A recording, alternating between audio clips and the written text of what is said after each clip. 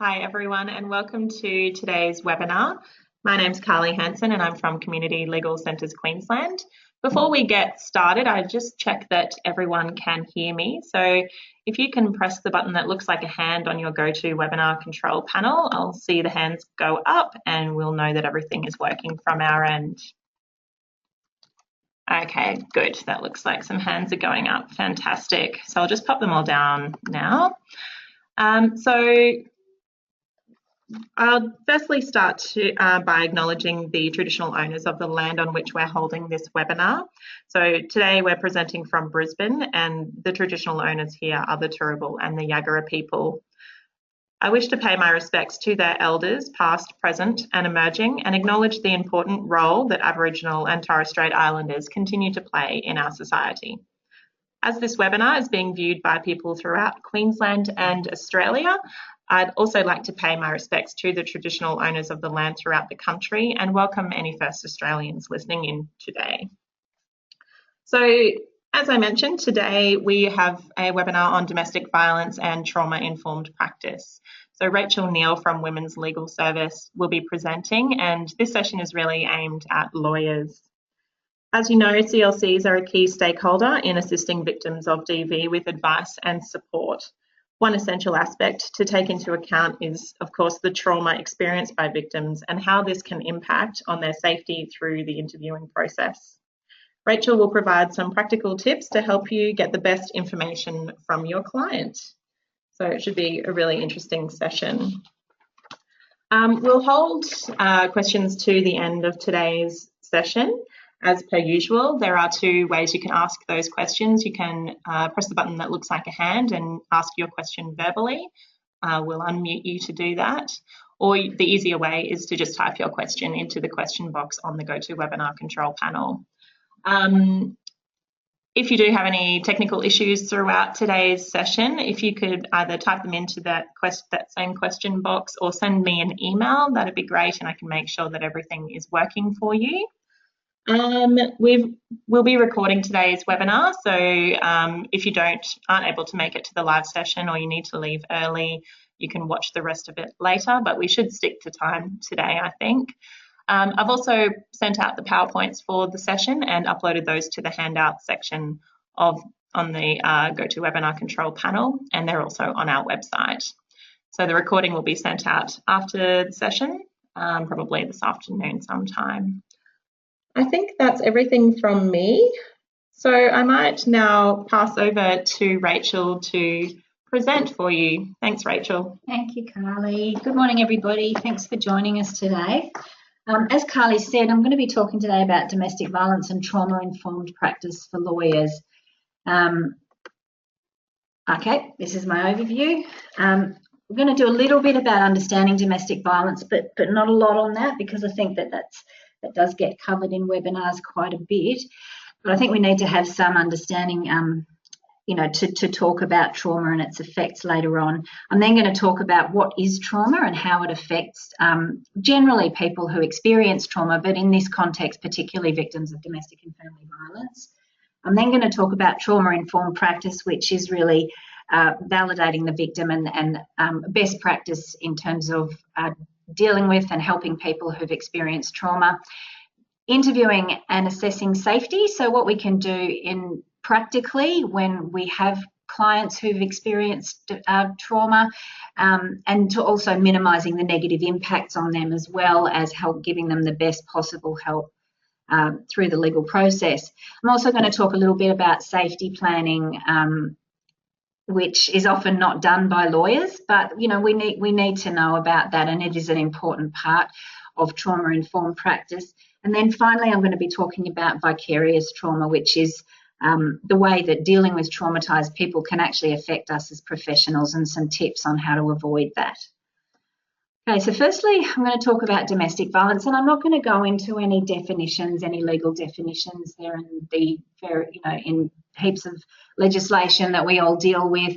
I would certainly say up front that with Women's Legal Service, we deal with it in the context of domestic violence and family law, and I guess this webinar is probably skewed towards family lawyers and domestic violence lawyers, but it also is going to have applicability to people who practice in other areas of the law.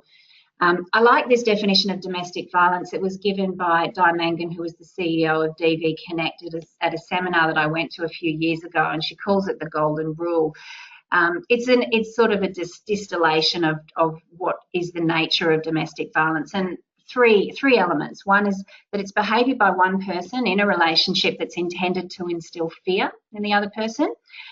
Secondly, that behaviour is intended to control the other person. And finally, that it's an ongoing pattern of behaviour. So it's not a one-off. It's not a one-off incident or a one-off happening. It occurs over and over, and it's that ongoing pattern of behaviour that makes it domestic violence. And that's particularly important when we're talking about trauma, and I'll make that a bit clearer later on. I've just got a couple of statistics. There are a lot of statistics out there that everyone talks about. These are a few more recent ones. The 2016 Australian Bureau of Statistics Personal Safety Survey has come out, and what it's found is not really that different to the one that was done in 2012. These are just a few key statistics. The 1 in 6 Australian women and 1 in 17 men have experienced physical violence by a partner since the age of 15, and that includes sexual violence. And that women were 8 times more likely to experience sexual violence by a partner than men. DV Connect, and I apologise if I'm talking about some Queensland-specific organisations and laws today, because I realise that there are people throughout the country, but DV Connect is the organisation that is crisis response to domestic violence in Queensland, and will provide refuge accommodation and help people with practical things. So a 2014 report talked about them moving 75 families per week to safe accommodation in Queensland, whether that's refuge or whether it's motel accommodation where refuge places aren't available. There's been findings that domestic and family violence is the leading cause of homelessness amongst women. And PricewaterhouseCoopers did a report in 2015 about the estimated cost of violence against women, and that was estimated at $21.7 billion, and that intimate partner violence as part of that was $12.6 billion. So we're talking about a lot of money here, and a lot of really terrible impacts for a lot of people. So I'm going to leave the understanding domestic violence part there, because I'm trying to get through quite a bit today and I don't want to run out of time. So we're here today to talk about trauma. And it's really to give you a base knowledge of about what trauma is and how you can use that knowledge to help you help your clients, particularly clients who've experienced domestic violence. So what is trauma? Well, it's an emotional response to experiencing or witnessing a frightening or distressing event, or a threat or perceived threat to life or physical safety. So any major threats that that we're confronted with in our lives is what we call a traumatic event. And trauma is something that can lead to people having difficulty coping or functioning later on. If trauma is a one-off event, most people will experience that and then recover from it when they get support from people in their lives, support whether it's professional, family or friends. But when we're looking at domestic violence, and I go back to that definition that I gave before, we're talking about a repeated pattern of behaviour. And so trauma can compound, and when somebody experiences trauma over and over again, that's when we start to see the effects of that in their lives. And the damage is accumulative, and I'm going to go into that. This link here is a really great video which explains what trauma is. I can't show it on this webinar format, but I've left it in the slides because it is worthwhile going back and having a look at it later on if you need a refresher in trauma. But because I can't show it, I'm going to have to give you a biology lesson today, which I'm not particularly good at, so let's give it a go. The reason that I'm giving you a biology lesson is because it's a really interesting. The brain is a really interesting thing, and the way that it processes trauma is really important when we're looking at how it affects people's lives later on. So what we see here is a brain. The thalamus, the amygdala and the hippocampus form the limbic system. The cortex, the bit up the top, that is the part of the brain that thinks rationally and has our conscious thought. But the limbic system is what's called is a primitive part of the brain, and it's where our brain's fight, flight, and freeze response comes from. So it dates back to the time when we were not at the top of the food chain and we were the prey, and the limbic system is what is the unconscious part of the brain that helps to protect us. So the brain is really sensitive to threats. Our thalamus is the part of the brain that processes sensory stimuli, and it's always unconsciously scanning for danger. Now, if we sense danger, the amygdala, which is the other part there, is triggered. When the amygdala is triggered, it sends messages to the brain to release hormones. So those hormones are adrenaline and cortisol. So adrenaline and cortisol flood to the brain, flood to the body, they help to get blood flowing to the body, and it's really getting the body ready for that flight, fight, or freeze, which is what we do when we need to survive. Now, those hormones come from the hippocampus, and the hippocampus also plays, the amygdala releases them. The hippocampus is the area of the limbic system that actually stores memories for us. Now, when the amygdala starts to release those stress hormones, the hippocampus actually shuts down and stops storing those memories. And the neocortex also stops working. So it's the limbic system that takes over and is in charge of the body, if you like. So what happens when the hippocampus stops storing memories is that we end up with something called fragmented memories. We have, when the hormones are going through the body, particularly the adrenaline and the cortisol, they're there to help us to physically move, but also as a sort of a natural opiate, which is why when people often get injuries through a traumatic event, they don't actually feel the pain until later. So what do we mean by fragmented memory, and why is it important with trauma? Well, there's a trauma expert in the US called Linda Douglas, and she describes fragmented memories as a jigsaw puzzle, within a jigsaw puzzle analogy. If I go back just to what I said about how people can heal from trauma, that once the traumatic event is over, they can process what's happened and the memories can be recovered. So if somebody has a one-off traumatic event, they process what happens, the memory can actually be put back into where it's supposed to be in the hippocampus and be able to be accessed later on. The issue when people experience trauma over and over and they don't have time to heal is that those memories become jumbled up, and that's where this jigsaw analogy comes into it. So Linda Douglas talks about the fact that, let's say that one memory of a traumatic event is one complete jigsaw. Because the trauma has occurred and that the limbic system has taken over and the conscious part of the brain doesn't work and the hippocampus isn't doing its job, that memory gets broken up into its pieces and put in a box. Now, in the usual course of events, if someone's able to recover, it gets put back together and they can access it later. But if they can't, then those puzzle pieces of the next traumatic event go into that box all broken up as well. And then the next one, and then the next one. And so all these pieces are completely broken up and mixed together in the brain. If that person's later on asked to recall their memories of particular traumatic events, and that's where we come in as lawyers, because we want to get instructions from clients. We want to get a story that we can, for ourselves, to give proper advice to them, but we also may need to get a story so that they can tell a court.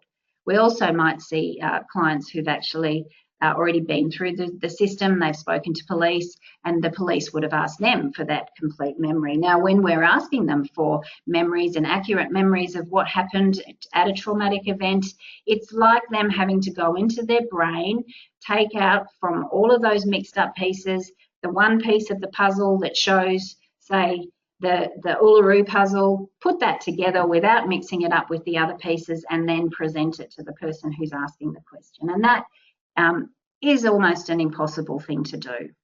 It has a particular impact on us as lawyers as we're trying to get instructions, but it also has an impact on clients who are trying to navigate the justice system that actually requires people to be accurate and to give facts and to give dates.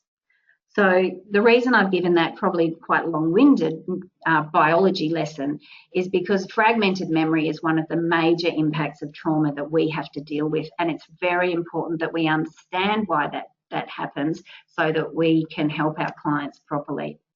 So like I have in this slide, the fragmented memories is one of the major impacts, but there are many other impacts of trauma, and like I said, trauma is cumulative, and if people don't have time to recover, then the impacts will be worse. Hyperarousal is another one. So hyperarousal is being jumpy, always thinking that danger is around you, and being constantly on guard and looking out for danger. And that can happen even if they're out of the unsafe situation. And that's a really major symptom that you may see clients exhibiting. Another one is intrusion and re-experiencing nightmares or flashbacks or intrusive thoughts of the trauma. They might be triggered by a smell or a colour that's associated with the trauma. So there might be a sound, a certain smell that actually just brings those memories rushing back. Because they've taken out some of those pieces of the puzzle, if you like, in that box. Sometimes survivors are not quite sure what triggers those intrusion or re-experiencing, and it can be really distressing.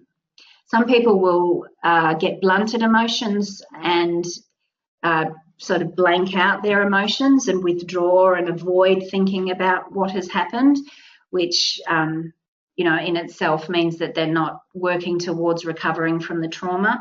It can cause difficulties in concentrating, can cause feelings of hopelessness and helplessness. Emotional lability, which is when people have difficulty controlling their emotions. So you might find that traumatised clients become tearful or easily distressed, and then the next minute they're okay. So it's a real up and down of the emotions that they can't control. And all of these things can lead to an increased risk of mental illness in people. There are also physiological impacts of trauma, such as sleep disturbance, appetite disturbance, which could be weight loss or gain. Fatigue is a really common one. And, all of this can lead to a weakened immune system, which makes them more susceptible to illness. They also may suffer stress-related health issues such as headaches or cardiovascular or tummy upsets as a result of the trauma. And there are also, social and behavioural impacts that may have, such as substance misuse, withdrawal and isolation. And, we need to look in the context of domestic violence. Often social isolation is a tool that a perpetrator will use. So, that could already be in place in that person's life, but the impacts of the trauma will make them even more isolated and unable to access, services, but also to access people around them who can help them to heal from the trauma. And it can have long-term social impacts as well, such as relationship breakdowns, because they have difficulty trusting people, and can also lead to people not being willing to form relationships in the future. And it can also impact their housing stability, employment stability. So it has really far-reaching impacts for people. Just checking the time, sorry. So that's what trauma is, and that's how it may affect people who come to your practice and want advice from you. And it's particularly in place where people have experienced domestic violence. So trauma-informed practice is a way of practicing and dealing with people that best takes into account trauma and hopefully gives the best outcomes for those clients. It's best practice, if you like. It's a shift in thinking from what's wrong with you when we're seeing those impacts exhibited in the way that people are acting, and moving more to what happened to you. So an understanding of what happened to them and how that's affected them. It's a move away from sort of victim blaming, and if we can shift our thinking like that, it's a really good start in understanding people's the way that people will present, and then understanding the way that we can react to help them more efficiently and compassionately. So trauma-informed practice, firstly, we need to be aware of trauma. So understanding the trauma presentation and those impacts that I've just gone into. We need to prioritise safety. So where we're helping people who've experienced domestic violence, their safety needs to be absolutely paramount. We can do that by making sure that we've got a physical environment that's safe and private, and that we have processes that promote their safety, and also confidentiality, so that they feel that they can relax, and that will help them to actually access memories and to talk to you and give you the best instructions that they can. It's about developing respectful and trusting relationships with people. So at CLCs particularly, we are all strapped for time and we all deliver different services. But it's important that when we are making appointments for clients, that we're very clear about what we can and can't do. So managing their expectations and minimising any uncertainty about what's going to happen when they come and see us, and what's going to happen after they leave our office as well. If possible, it's a really good idea to have continuity of staff that are providing the advice, because what we want to avoid is the retelling, is a survivor of domestic violence having to retell their story over and over, which in itself can re-traumatise them because they're telling the story, and can be very, very distressing. And choice and empowerment is a very important part of trauma-informed practice. So giving people the choice to when they come in, or how they're going to speak to a lawyer, whether that's in person or in phone or on the phone. And also, and this is probably the most important, is that any decision making is driven by them, that we present them with options and we respect their right to make their own decisions out of the options that we've given them. And we can also collaborate with the client if we develop that trusting relationship. Remember that the client is an expert in their situation, even though they may have trouble remembering things. They have experienced what they've gone through. They've lived through the domestic violence. They know the perpetrator, and they know what's likely to happen with certain options that you're presenting them with. So when we're working with survivors of domestic violence at Women's Legal Service, we have some key factors that we always take into account with our clients. We believe her story and we respect her as the expert in her own situation. Victim blaming is not on, so this perpetrator is responsible for the violence and what has happened. She has not done anything to bring that upon herself. We're really clear to provide information and choice, and also provide really clear communication in the way that we deal with people, so that they are best able to process the advice we give them. So these are just some, I guess, practical tips for interviewing people who've experienced domestic violence. Remember that the story may jump from place to place and not seem to make a lot of sense at first, so we have to be patient. They might be repeating some things and leaving out other things, and something that you may find is that they'll be repeating things that seem irrelevant or seem really minor, and then they're leaving out other things that, to us at least, as lawyers, seem really, really important. But that is a function of the trauma, and it's something we need to take into account. They also might have periods of vaguing out. I don't even know if that's a word, but they'll just sort of blank out in the middle of speaking to you, and that's because of the trauma. It may be because their brain is shutting down because they don't want to re-experience the event or the trauma that they went through. They also might be emotional, and that goes back to the impact of the emotional lability that I spoke about. They might cry, they might scream, they might be very distressed, and they may even actually become angry and personally abusive. So I'm not saying that as lawyers we need to put up with personal abuse. We don't, and it's very important that we have processes in our workplaces to deal with that. So I'm certainly not saying we have to put up with it, but it is important to realise that that can happen. It is a possible manifestation of the trauma, and we have to have those processes in place. I'll talk a little bit more about that later on when I'm talking about vicarious trauma. On the other hand, someone may actually seem emotionless and disconnected when they're describing really awful things, and it may seem strange to us that they're not upset and they're not crying, but that again could be the brain's mechanism to minimise the trauma as they're retelling those things. They may also minimise the violence, and I've certainly had a lot of clients over the years who will laugh when they're describing really awful things, and that can be a bit disconcerting, but as their way of dealing with it. And also we need to remember they may not immediately disclose the violence, or if they've disclosed general violence, they may not immediately come out with some of the more serious acts, or even the whole range of what has happened. And that can be either it can be a symptom of trauma and the fact that they can't access that information, but it can also be that they maybe don't fully understand what domestic violence is. And I know that there's certainly a lot of clients I've had who didn't understand that verbal abuse or psychological abuse was a form of domestic violence. And so they may, it might minimise and then not immediately disclose. So it's a matter of taking time to speak to them and to draw them out. And I've got a slide later on about that. This slide in here is just about cultural issues to be aware of.